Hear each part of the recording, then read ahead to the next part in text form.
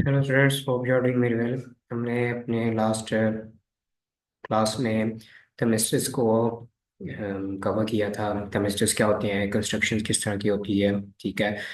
इन सारी चीज़ों को हमने देखा था। इसकी डेफिनेशन, केमिस्ट्री की केमिस्ट्री की definition, construction, applications and uses, जो कि शॉर्ट क्वेश्चन के पॉइंट ऑफ व्यू से इम्पोर्टेंट चीज़ें हैं, वो मैंने आपको बता दी थी। हमारा electrical power and power dissipation, ये दो टॉपिक्स हैं बेसिकली। इनको हमने दो टॉपिक्स में डिवाइड करके पढ़ा था। कुछ पार्ट हमने इसका कवर कर लिया था और कुछ पार्ट हमारा इसका रिमेनिंग था, जो कि हमने आज के लेक्चर में डिस्कस करना है कि why power is equal to V square over R and why power is equal to I square R, ठीक है। जो कि हम मानते हैं, जो पावर होती है, पावर का फॉर्मूला होता है product of current end voltage. ये पावर का फॉर्मूला होता है। इसके अलावा पावर किसी भी तरह से डिनोट नहीं की जाती। इसका कोई भी केस नहीं होता। तो यहाँ पे ये चीज़ें या ये केस क्यों है, तो आज हम अपने इस टॉपिक को वाइंड अप करेंगे, ठीक है। लॉन्ग क्वेश्चन के पॉइंट ऑफ व्यू से ये इम्पोर्टेंट टॉपिक है, ठीक है। बहुत सारी ऐसी चीज़ें हैं जो कि जब आपने एंट्री टेस्ट में अपेयर होना होता है, टेक्निकल टर्म्स होती हैं जो कि इस तरह के छोटे छोटे टॉपिक से पूछी जाती हैं, जो कि बाहर ही ऐसे लग रहा होता है कि ये टॉपिक क्या है, कुछ भी नहीं है। अगर हमारे पास सर्किट है, सीरीज में हमने एक रेजिस्टेंस जोड़ दिया है, तो हमने यहाँ से ज़्यादा से ज़्यादा फार्मूला ही एक निकाल लिया है। फार्मूला याद कर लेना कोई बड़ी बात नहीं है, ठीक है। लेकिन ये वो टॉपिक होते हैं जिनका बिल्कुल भी कंसेप्ट नहीं होता कि इसमें से इतने, यानी कि इम्पोर्टेंट एमसीक्यूज, टेक्निकल एमसीक्यूज जो हैं वो बनकर आ सकते हैं, या एज अ लॉन्ग क्वेश्चन का पार्ट भी इसको लिया जा सकता है। तो आपने, क्योंकि आप सीनियर क्लास हैं, आपका जो इसके बाद आपने ग्रेजुएशन करनी है, तो ग्रेजुएशन में जाने के लिए आपको एंट्री टेस्ट देना पड़ेगा। तो ये वो क्वेश्चन होते हैं जो आपके लिए एक ग्राउंड आपको प्रोवाइड करते हैं, ठीक है। तो अच्छे से इसको आप सुना करें लेक्चर को, और जहाँ पे किसी भी तरह की कोई समझ ना आए, आप पॉइंट नोट किया करें अपने पास डायरी में, पेज पे, रजिस्टर पे, and then you can ask to me. किसी भी तरह का क्वेश्चन है, आपको समझ नहीं आती, you can directly ask to me, ठीक है। और विल आंसर दैट क्वेश्चंस। तो हम स्टार्ट करते हैं रिमेनिंग पार्ट, जो कि हमारे इस टॉपिक का रह गया था। उससे पहले हम इसका ओवरव्यू अगेन, इसको थोड़ा सा रिफ्रेश करने के लिए देख लेते हैं। हमने देखा था कि इलेक्ट्रिकल पावर होती है, पावर क्या होती है, बेसिकली इलेक्ट्रिकल पावर क्या होती है और पावर डिसिपेशन क्या होती है। ये हमारा कंप्लीट टॉपिक था। इसको हमने दो पार्ट में डिवाइड किया था। एंड की जगह पे प्लस लगा के हमने कहा था कि ये दो टॉपिक हैं। इलेक्ट्रिकल पावर क्या है कि ये हमारा एक रेफरेंस पॉइंट, इसको हमने कंसीडर किया था एक्स के नाम से।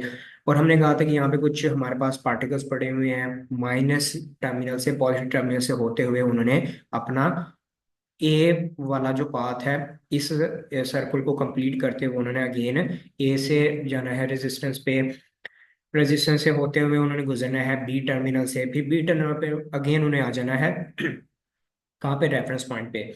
तो इन चार्जेस को पूरा, यानी कि एक राउंड कंप्लीट करने के लिए जो पुश चाहिए वो बैटरी प्रोवाइड करेगी।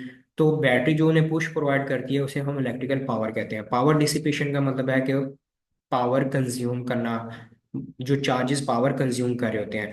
अब ऑब्वियसली जब हम चलते हैं फिरते हैं, चलते फिरते हैं, हम उठते बैठते हैं, ठीक है। इससे क्या होता है कि हम जो खाना खाते हैं वो कंज्यूम हो रहा होता है, ठीक है। हम खाना खाते हैं, तो हमारे चलने फिरने से क्या होता है कि हमारी बॉडी को एनर्जी की जरूरत होती है, तो वो कंज्यूम होता रहता है in the form of energy. इसी तरह जब यहाँ से, इस टर्मिनल से इलेक्ट्रॉन निकलेंगे, इस पूरे सर्कल को कंप्लीट करने के लिए उन्हें एनर्जी जरूरत होगी। जो पावर उन्हें मिलेगी माइनस टर्मिनल से, जो कि बैटरी का टर्मिनल है, बैटरी जो हमने अटैच किया है। तो जब ये पूरा सर्कल एक कंप्लीट करेंगे तो क्या होगा, पावर डिसिपेशन होगी रेजिस्टर की। ठीक है, रेजिस्टर क्योंकि हमारा टॉपिक है, हमने कल बात की थी कि भी यहाँ पे हमने इलेक्ट्रिकल कंपोनेंट ऐड कर दिया है रेजिस्टर। कोई भी कंपोनेंट ऐड किया जा सकता है, लेकिन क्योंकि हमारा टॉपिक ही रेजिस्टर है तो हमने इस वजह से यहाँ पे रेजिस्टर ऐड किया हुआ है। तो जब यहाँ से कुछ इलेक्ट्रॉन्स या चार्जेस जिनके पास कुछ पावर होगी गुजरेंगे, तो रेजिस्टर जो है उनको रेजिस्ट करेगा, तो उनकी कुछ पावर कम हो जाएगी। जैसे कि मिसाल के तौर पर अगर हम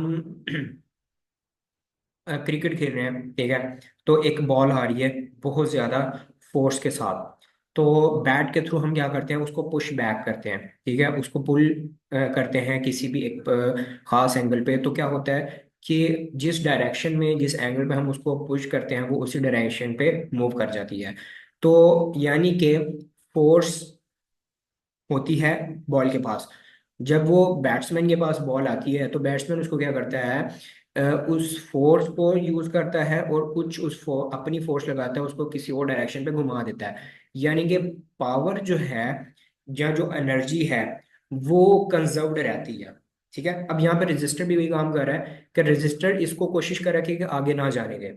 ठीक है, अब जो बैट्समैन है, अब वो ऐसा तो नहीं करेगा ना कि बॉल जो आ रही है बहुत ज्यादा स्पीड में वो उसके मुंह पे लग जाए या उसके किसी भी बॉडी के पार्ट को डैमेज करे, तो वो उसको किसी और डायरेक्शन में घुमा देगा। ठीक है, तो रेजिस्टर क्या करते हैं, रेजिस्ट करता है, लेकिन क्योंकि रेजिस्टर की लिमिट से ज्यादा चार्जेस के पास पावर होती है, तो चार्जेस जो है वो यहाँ से पास आउट हो जाते हैं।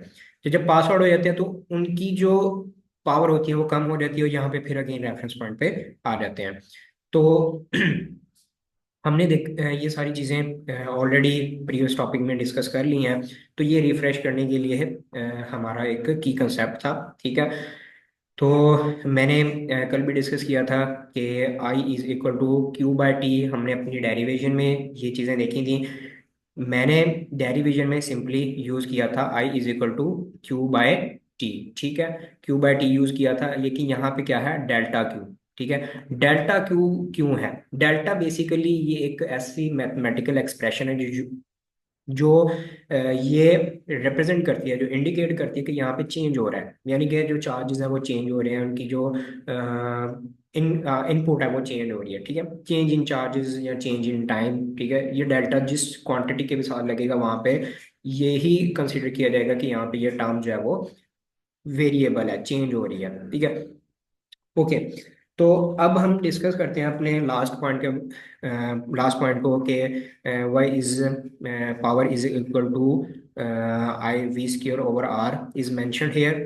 ठीक है, I square R and V square over R, ये क्यों मेंशन है? ओके, बेसिकली जो पावर का फॉर्मूला होता है वो होता है P is equal to V I, यानी कि product of current and volt, ये पावर होती है। ठीक है, किसी भी सेंस में हम बात कर लें, ठीक है, किसी भी सेंस में हम बात कर लें कि हमारे पास जो पावर होती है वो वोल्ट और करंट का जो होगा प्रोडक्ट, इसको हम कहते हैं पावर। तो क्योंकि हमारे पास पावर जो है वो V इजिकल टू आई होती है, बट ओहम लॉ हमें क्या कहता है, ओहम लॉ कहता है कि volt is equal to I R, यानी कि जो V होता है वो इज इक्वल टू होता है किसके, resistance, product of current and resistance. तो ये हमारे पास अभी दो वैल्यूज आ गई हैं। तो अब हमारे पास यहाँ पे क्या आ गई है, दो वैल्यूज आ गई हैं। तो अगर मैं इस v की वैल्यू को, ठीक है, जो मेरे पास ये v की वैल्यू है, अगर मैं इस जगह पे पुट कर दूं तो मेरे पास कौन सी वैल्यूज आ जाएंगी वो देखते हैं। फिर हमारे पास होगा p इज इक्वल टू आई, ठीक है, P I R dot I. ठीक है, आई आर तो ये वाला आ गया, और ए का ये हमारे पास ये वाला है। तो यहाँ पे क्योंकि हमारे पास दो आईज हैं, ठीक है, both eyes will, power of both eyes will be added, I square. ठीक है, यहाँ पे हमारे पास क्या होगा, आई स्केयर आर। ठीक है, ये देखें आई स्केयर क्या हो गया, आर हो गया। तो जब यहाँ पे हमारे पास आई स्केयर आर हो गया, तो ये भी पावर है, ये भी हमारे पास क्या है, ये पावर है। ठीक है, तो अब हम, हमारे पास प्रूफ तो हो गया है कि ये कैसे है। अब हम बात करते हैं V P is equal to V square और आर की। अब ये कैसे है, तो हमारा मानना है कि जो करंट होता है वो क्या होता है, I is equal to I is equal to, ओहो सॉरी, इसको हम देखते हैं, I is equal to V over R. ठीक है, अब हमारे पास क्योंकि I is equal to V over R है, तो अब हमारे पास यहाँ पे P is equal to V dot V over R है। ठीक है, ये आ गया, ये हमारे पास वैल्यूज आ गई। तो अब हमारे पास जो है v यहाँ पे दो है, P is equal to V square over R. ठीक है, और ये हमारे पास दूसरा जो हमने फॉर्मूला ये देखा है, मैथमेटिकली ये भी प्रूव हो गया। ठीक है, कि ये वी स्क्र ओवर आर कैसे है, ये देखें, पी पावर क्या होती है, product of volt and current. तो वोल्ट एंड करंट का होती है, तो हमने क्या किया, ये देखें, उसको गौर से समझना है इसको, पावर क्या होती है, product of volt and current. तो अब ये वोल्ट ये जो है, ये वैसे का वैसे ही रहेगा। तो आई क्या है, आई ये देखें, ये जो आई है फी ओवर आर है। तो इस आई की वैल्यू को हमने क्या किया, यहाँ पे अगेन पुट कर दिया, वी ओवर आर हो गया, तो ये हमारे पास वी स्क्वायर ओवर आर हो गया। ठीक है, ये भी हमारे पास जो है वो मैथमेटिकली प्रूव हो गया कि ये फॉर्मूला कैसे आया। लेकिन अब ये यूज कहाँ होगा, हम तो ये मानते हैं कि जो पावर होती है वो प्रोडक्ट होता है करंट और वोल्ट का। बेसिकली ये जो है दो formulas, P is equal to I square R and P is equal to V square over R, ये बेसिकली हमारे स्पेशल केसेस हैं। ये क्या है, हमारे स्पेशल स्पेशल केसेस हैं। ये जो हमारे पास पावर है, पावर का फॉर्मूला है, ये स्पेशल केसेस में यूज होता है। ठीक है, तो इस वजह से हम इनको जो है वो इतना ज़्यादा डिस्कस नहीं करते। पी स्क्र आर बेसिकली ये उस केस में यूज होगा जहाँ पे power delivered by battery two charges हो। ठीक है, यानी कि जो पावर है वो डिलीवर की जा रही है बैटरी को टू बैटरी से चार्जेस को, यानी कि बैटरी से चार्जेस को पावर डिलीवर की जा रही है, वहां पे हमारे पास ये फॉर्मूला होगा P is equal to I square R. ठीक है, और हमारे पास ये इस केस में फॉर्मूला यूज होता है P is equal to I square R, जहाँ पे जो पावर है वो बैटरी की मदद से डिलीवर की जा रही हो चार्जेस को। इलेक्ट्रिकल पावर हमारा जो टॉपिक है जो हमने डिस्कस किया। ठीक है, तो उस स्पेशल केस में इस फॉर्मूला को हम यूज करते हैं। तो अगर हमारा पोटेंशियल डिफरेंस, ठीक है, हमने ये एक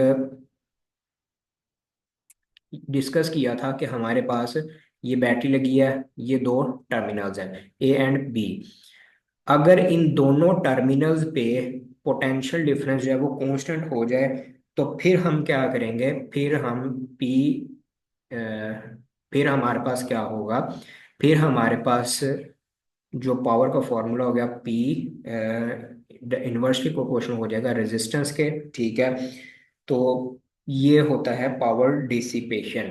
ठीक है, ये होता है पावर डिसिपेशन, यानी कि अगर दोनों टर्मिनल्स पे जो पोटेंशियल डिफरेंस है वो कांस्टेंट हो गया, इसका मतलब ये है कि अगर पावर बढ़ेगी तो रेजिस्टेंस कम होगी, रेजिस्टेंस अगर पावर कम होगी तो रेजिस्टेंस ज्यादा होगी।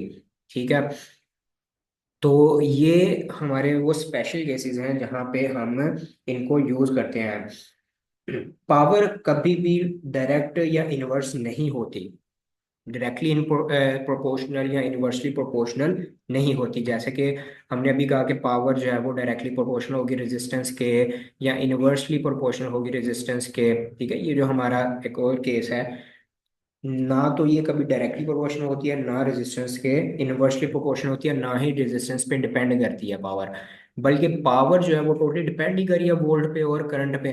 ठीक है, तो ये हमारे बहुत स्पेसिफिकली स्पेशल केसेस होते हैं जहाँ पे हम इनको इन टर्म्स को डिस्कस करते हैं। इन टर्म्स को हम मैथमेटिकली जो है वो देखते हैं, और ये हमारी टर्म्स जो है वो एक्सपेरिमेंटली साइंटिफिकली काम भी आ रही होती हैं डिफरेंट जगहों पे। तो if we is express in volts, जैसे कि हम वोल्ट्स को एक्सप्रेस करते हैं वी से, इसी तरह ampere and I in Ampere's. Current को हम यानी कि करंट का जो यूनिट है वो एम्पेयर है। सो पावर का जो यूनिट है वो वॉट है, ठीक है। वो मैकेनिकल पावर हो या इलेक्ट्रिकल पावर, वो हमेशा सेम रहता है उसका unit. Hope so guys you totally get the key concept of this topic, आपको अच्छे से समझ आ गई होगी। ये थोड़ा सा टेक्निकल टॉपिक है, इसको समझना थोड़ा सा डिफिकल्ट है कि हमारा सर्किट है, क्लोज पाथ है, पावर जो है वो हमारी बैटरी से टर्मिनल्स की तरफ पूरा सर्कल कर रही है। डेल्टा क्यू डेल्टा टी वो डन हमने डिस्कस किया था, ठीक है। तो try to understand the technicalities mention in this topic. अगर आपको किसी भी तरह की समझ नहीं आती, you guys can contact to me, ठीक है। और जहाँ भी आपको किसी भी तरह की कोई डिफिकल्टी होगी, मैं इंशाल्लाह आपको चीज़ें जो है वो अगेन समझा दूंगा, ठीक है। तो ये हमारे पास पावर, इलेक्ट्रिकल पावर होती है, और पावर डिसिपेशन होती है रेजिस्टेंस में, ठीक है, रेजिस्टर्स में। आप ये लेक्चर NPS 90 ऑफिशियल चैनल से भी फाइंड आउट कर सकते हैं। एंड हम इंशाल्लाह नेक्स्ट लेक्चर में अपने नेक्स्ट टॉपिक को कवर अप करेंगे। अपना ख्याल रखिएगा।